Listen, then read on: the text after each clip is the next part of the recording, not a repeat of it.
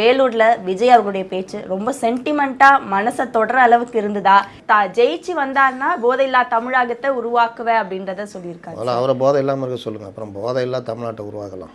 முதல்ல ஜெங்ஸி இந்த இளைஞர்கள் இருக்காங்கல்ல, அவங்களுக்கு நீங்கள் இது சம்மந்தமாக பேசணும். இன்றைக்கி ஸ்கூல் வாசலில் கஞ்சா விற்கிறான், கஞ்சா சாக்லேட் விற்கிறான். சின்ன சின்ன பசங்க இன்றைக்கி கவர்மெண்ட்டுக்கு பெரிய வருவாயே டாஸ்மாக் தான். 48,000 கோடி ரூபா வருது.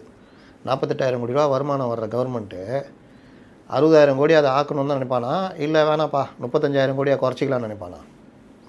கூட்டம் தானே நினைப்பான். கூட்டம் நினைக்கிறவன் என்ன பண்ணுவான்? யார் குடித்தா நமக்கு என்னன்னு தான் பண்ணுவான். அப்போ அந்த இதை நீ எதிர்த்து பேசணும். பெத்த மட்டன் இருக்குல்ல, இன்றைக்கி மெத்து இன்றைக்கி மாட்டுது. இன்றைக்கி கூட ஒரு 50 கிராம் ஒரு 3 பேர் தேச சேவை செஞ்சு கைதாகிறாங்க. 8 பேர் பாகிஸ்தானுக்கு உளவு பார்த்து திருப்பூரில் மாட்டுறாங்க. இதெல்லாம் எடுத்து பேசணுமா வேணாமா? இதெல்லாம் பேசினா நீங்கள் ஒரு அறிவுள்ள ஒரு தலைவர், உண்மையிலேயே ஒரு அக்கறை இருக்குது இதுன்னு. நீ வீட்டை விட்டே வெளியே வர மாட்டாரான்.